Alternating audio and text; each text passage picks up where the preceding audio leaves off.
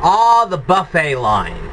Let me tell you something. When I was a kid, we had about 3 or 4 different steak places in our little town of Decatur.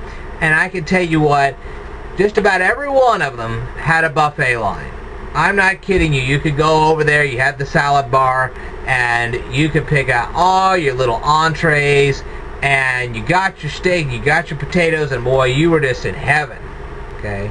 And if you didn't want to eat something, by golly, you didn't have to. Okay? Because remember, you had the steak and the potatoes and the whole salad bar. Boy, that was something to live for.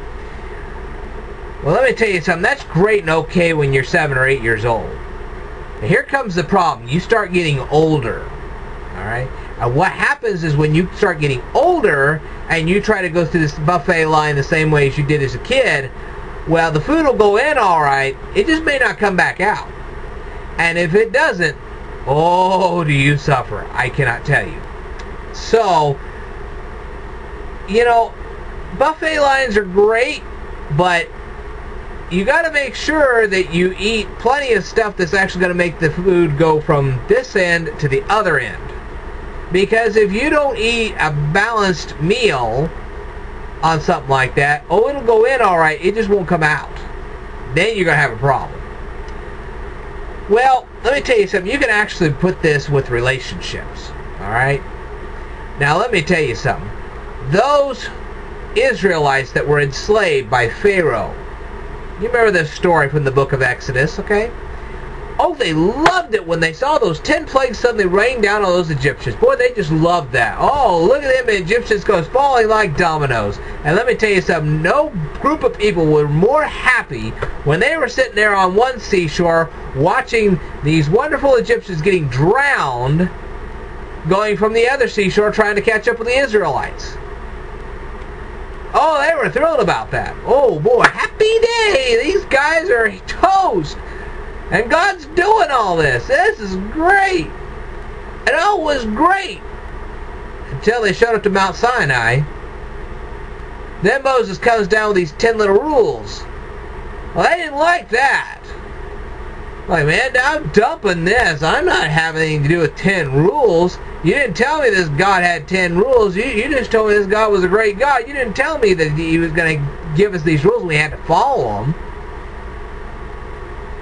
See, as long as there are no rules, hey, man, everything is cool.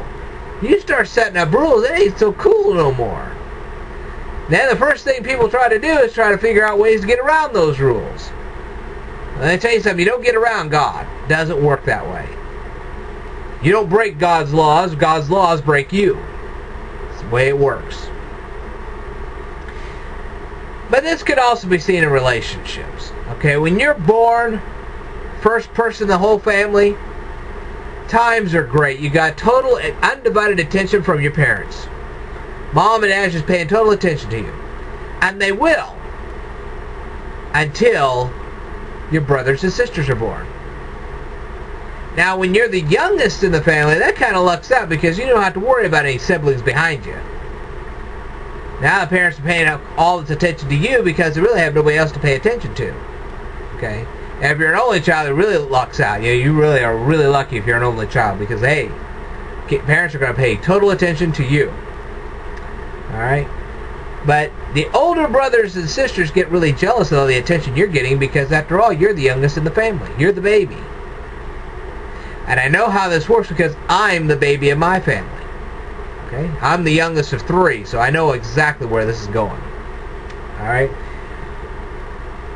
But anyway, you start off life like that. Let me say, you do not choose your brothers and sisters. What they are is what they are. You have to take the good with the bad. And let me tell you something. There are always good qualities with brothers and sisters, and there are also very bad qualities with brothers and sisters. Just a guarantee. Alright? So there you go. There you have it. Now, you kind of have to learn this with brothers and sisters because eventually you grow up and then you want to get married. Let me tell you something. When you go out and you find a spouse, okay, let me tell you something. That spouse is going to have good points and bad points. Every spouse has good points and bad points. You just hope you don't find a spouse that has a lot of bad points and not very many good points, because you end up with a spouse with a lot of bad points and not a lot of good points. wow, you're going to have a lifetime of heartache. Okay? You're never going to find a spouse that has 100% good points and no bad points. We're humans, for Pete's sake. Okay? God invented us that way. We're always going to have our good points and our bad points. You have good points and bad points. I have good points and bad points. Every human has good points and bad points. The real question is, does the good points outweigh the bad points? And if they don't, you're in bad shape. Really bad shape. Okay? So, and then of course, now think about this. Not only do you have to worry about this with your spouse, but your in-laws. Remember, if you can't stand your in-laws, you're probably not going to be able to stand that spouse either. Okay? But it gets worse. After you get married, most likely you're going to have kids, and those kids are going to have good points and bad points. And you hope you can develop all their good points and try to get rid of as many bad points as you can. Because if you don't, remember, you have to live with those kids. You brought them in this world, you have to live with them. Yeah, you can't trade them in. It's not one of those renters deals where if a thing don't work out, you trade it in, you get something else. It doesn't work that way. So, anyway, that's the deal. And that's the way it is with this Bible. Okay, that's the way it is with the Bible. And here it is, the Holy Bible. Let me tell you something. This Bible has good points and bad points. God loves you terribly. He doesn't want to see you impoverished. He doesn't want to see you in pain. He doesn't want to see you in any kind of calamity. But He has rules. Every time you don't follow the rules, He's going to chasten you on them. Libby, you're not going to get away with anything. Trust me. Okay? And all the prayers of forgiveness, that's great and all. And it lets God know that you have a nice, humble, soft heart. But in the end, some of that chastening is still going to happen to you. Because like I said, of whom God loves, He also chastens. It's right here in the Bible. He may not send you to hell because of some of the things you've done. That doesn't mean you've gotten away with anything. It doesn't work that way. You're still going to suffer some kind of penalty. It just won't send you to hell. That's the difference. Okay. So, you know, you're not getting off of this scot-free, even though you're not going to hell because of the things you've done. Okay. As long as if you've repented of them, truly repented, you're not going to hell. You just may suffer a penalty here.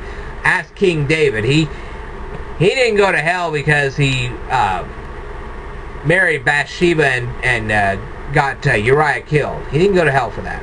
Believe me, he paid a penalty right here on earth for that. The sword never departed from his house all the days he lived. So, if you want to know about God's chastening, there you go. There's a perfect story. So anyway, like I said, when it comes to God, you kind of have to accept the good with the bad. God has a lot of good things for you, but He will chasten you too. If you don't believe me, ask King David. He'll tell you all about it. God's not a buffet line. You can't take all of God's goodness without taking the rest. He asks you to pick up your cross and follow Him. That's the way it works. Don't believe me? Read it in the Bible. It's all there. Alright, I will tell you more in a future video, so stay tuned.